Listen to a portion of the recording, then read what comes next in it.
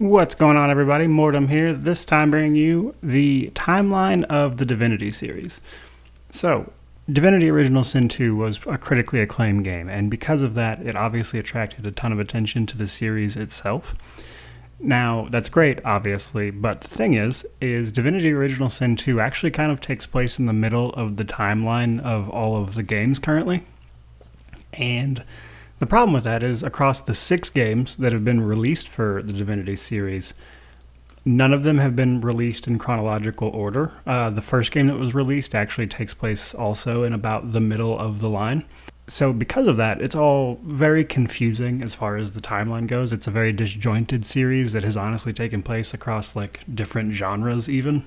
So today I'm going to take people through the timeline. There is a little bit of speculation because of the Divinity Fallen Heroes delay, so there is a little bit of the timeline that we're not sure of the exact events, but I can still kind of piece together the general ideas. With no further ado, just kind of jumping right into it here. So first up, we have 2 forms of years, right? So there's Anno Rivalonis, which is ancient times, and there's Anno Diorum, which is the more recent timeline. Apparently Anno Diorum was something they used to honor the gods. It's very non-specific about why that is. So chronologically, the first game is actually Dragon Commander. It happened in 8800 AR. Honestly, this game is mostly irrelevant to the timeline. The only thing that's genuinely important about this game in terms of the broader series is the technology that was used. So all of the flying machines and just all of this technology that they had back then was very important. It's also worth noting that dragon knights were very prevalent at the time, which were people who were able to use the magic of the dragons. So from there, we jump all the way to 4 AR, which is when Original Sin takes place. Now, Original Sin is, honestly, it can be taken by itself for the most part. There's a couple important things that happened here. Not so much during Original Sin, but before, mostly. So these events, for whatever reason, what changed AR to AD, right? So after this, it's AD. The Wizard Wars also occurred somewhere in the last 9,000 years. We're not exactly sure when, but we know that they happened. They were just a bunch of wars between wizards, which is obvious. The important thing there is there was a wizard named Berlin, I'm not exactly sure how it's pronounced, but he was imprisoned, and we'll get back to him later. Now we jump even farther ahead, about 1200 years, 1218 AD, which is when Divine Divinity takes place. So this is when we learn that the gods have fought a being named Chaos twice since Original Sin happened. So the first time, the Dwarven armies were able to pretty much push him back. And then about 600 years after that, the gods were forced to directly involve themselves, the Council of Seven. So they had to sacrifice themselves in order to push back Chaos. So moving forward a few hundred years after that, the Black Ring, which is an order of necromancers basically, finds and disturbs a resting place of one of these divine beings. It's unclear which one it actually was. We know it was a female, but that's about it. So this divine being, fearing for its safety, because it's still a god, so it's their physical forms are gone, but it's not like they're completely dead. But the Black Ring finds where it was resting, and it splits itself into 3, and sends those 3 pieces of themselves into 3 mortals, which are called the Marked Ones, which are basically God-woken. By the way, we know that now from Divinity Original Sin 2, but at this time they were called the Marked Ones. One of these Marked Ones was Lucien, and along with the wizard Zandalore, they track down and kill the Black Ring Elders, and eventually their leader, the Demon of Lies. But before that, Lucien was actually able to restore the Council of Seven, the gods. He was able to bring them back to life. And as a reward for that, they gave Lucien the powers of Divine. Each of the 7 took half of their power, put it into Lucien, and he became the Divine. He is not the first Divine. It is actually mentioned that there was one before him, but it has been thousands and thousands of years ago. No one's really sure who it was. It's not mentioned in any of those other series, just that Lucien is not the first Divine. So from here, Lucien goes on to, again, kill all these Black Ring Elders, and then kill the Demon of Lies themselves. However, the entire purpose of the Black Ring during this game is that they are trying to take the Chaos, the defeated entity from a few hundred years ago, twice. They are trying to take his weakened state and put him into a mortal being. which they succeed in doing. Lucien is too late to stop, but he does manage to kill the Black Ring's leader, the Demon of Lies. They had already put chaos into an infant, and unable to kill an infant, Lucien adopts him and names him Damian, which you may or may not remember from some of the lore books throughout Divinity Original Sin 2. And that brings us to 1218 through 1233. So, while not part of a game, we do know that these events happened through the games. So, from 1218 to 1233, Damian grows up a bit and is eventually banished. So, he grows up unaware of who he is. A Black Ring agent named Yagurna befriends and starts to show him his latent powers as an avatar of chaos. So, Lucien eventually finds out about this, has Yagurna executed. Damian obviously doesn't like that at all, and forms what's called a reverse soul forge with her at the last second. And it's kind of complicated lore stuff, but suffice to say, if Yagurna is resurrected, Damian would die. So after this, he goes to war with his adopted father. One quick thing about soul forges, they're not always voluntary. Sometimes they just happen, right? When two people love each other very much, or they have like a really strong connection, sometimes a soul forge can happen in this universe, which basically means if one of them dies, the other one would die. However, in this case, because she was pretty much died already, it became a very rare reverse soul forge, where if she was resurrected, Damian would die. After this, Lucien goes to war with his son, because his son's obviously very mad.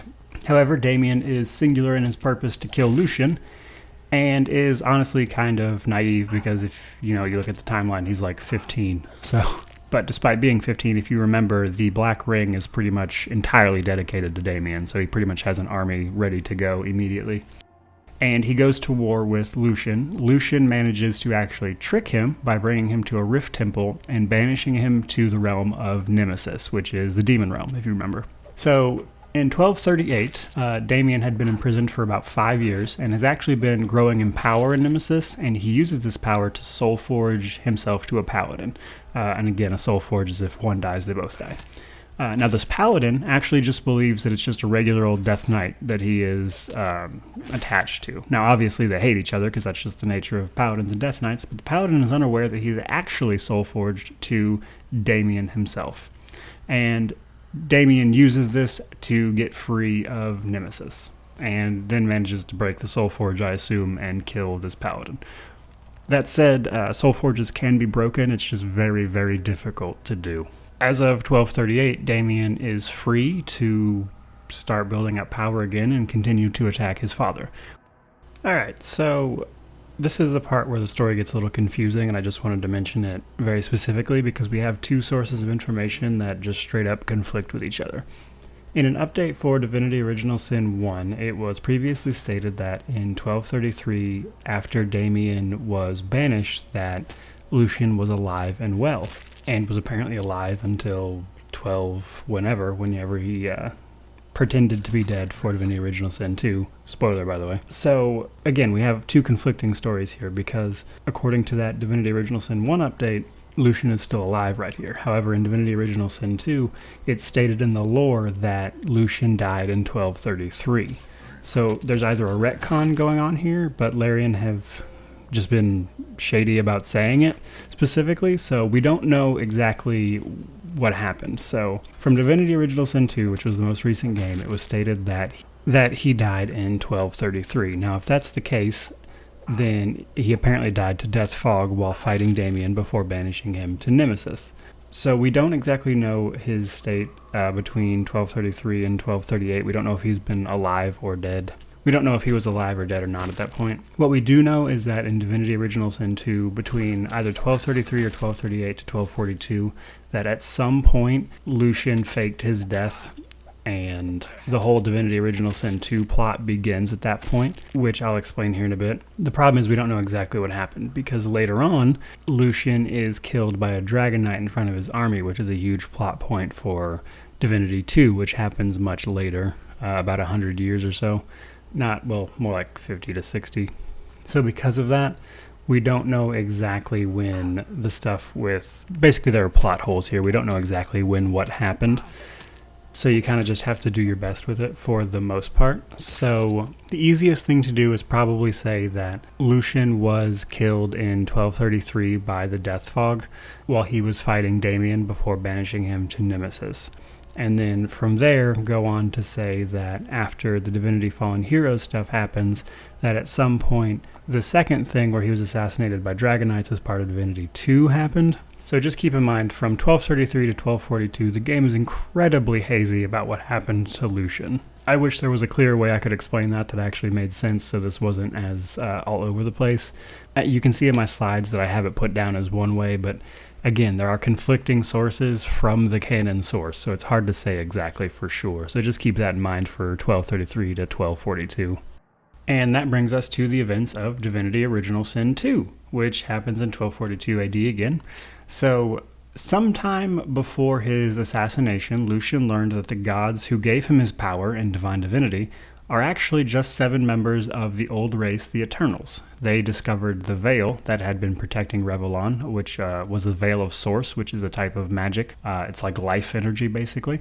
And that these 7 consumed this source and cast out their former ruler, the God King, and most of the Eternals. Now, Lucien had actually survived his attempted assassination after preparing a plan of draining the gods of their remaining power, and using this ancient wand that purges Source to purge Source from all of Rivellon. So if he purged all of the Source from Rivellon, it would stop the God King and the Eternals from attacking, which are otherwise known as the Void.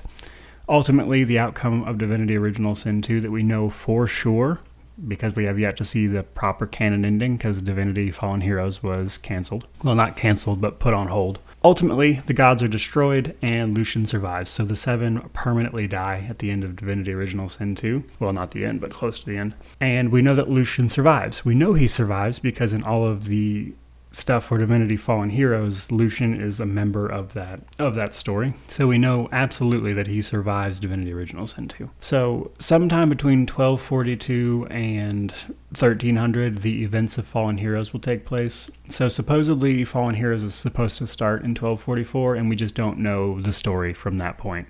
So from speculation, I would say that Lucien's plan to either purge Source or share it with everyone is probably what happened. However, Larian has yet to actually pick a canonical ending, and with what they've given us in Divinity Fallen Heroes, they're still very open to just writing new stuff to account for it, but we know that Lucien is definitely alive.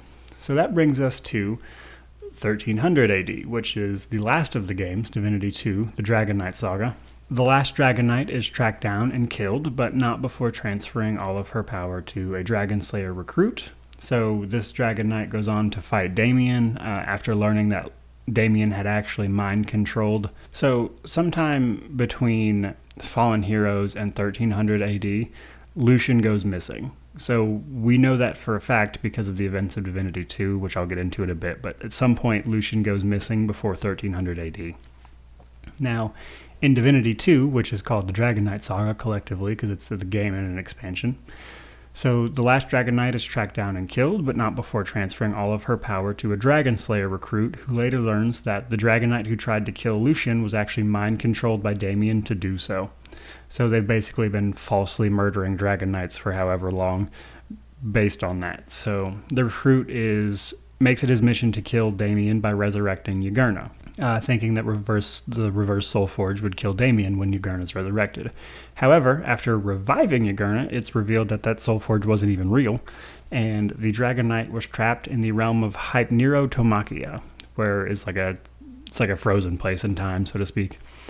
And it is here that the Dragon Knight discovers the Divine, who is actually alive, has also been imprisoned here. So again, because of that event, we know that sometime between Fallen Heroes and 1300 AD, the Divine goes missing because he was trapped and imprisoned by Damian. Now, from there, we know that Damian had used this time while his father was imprisoned to start researching all of this old technology from Dragon Commander, and ultimately he makes a flying armada to assault the human capital of Alaroth. Zandalor comes back, uses the shielding magic of an imprisoned mage, Berlin, from the Wizard Wars, to protect the city. Berlin, now that had happened, was able to mentally travel to Hypnerotomakia. And this is where he discovers the Dragon Knight and Lucien had been imprisoned. He frees the Dragon Knight, and in return, if the Dragon Knight frees Berlin from his imprisonment, Berlin would free the Divine and provide an artifact to destroy Damian's flying armada. Now, this happens. The Dragon Knight frees Berlin, but he doesn't free the Divine. Berlin gives him the artifact. Then he uses that artifact to destroy the Armada, which is controlled by the recently resurrected Yagurna. After that happens, Yagurna and Berlin escape to Hypertomachia and force the Dragon Knight to come with them. The Dragon Knight slays them both. Then he releases the Divine, and while Rivellon is saved from this, Damian is still alive and free to carry out his will. So Divinity 2 is actually the most recent thing we have. So at the very end of the timeline, where it stands currently, we know that Damian is still alive, Lucien survives, and at this point, we pretty much just have to see what Fallen Heroes does to fill in the gaps.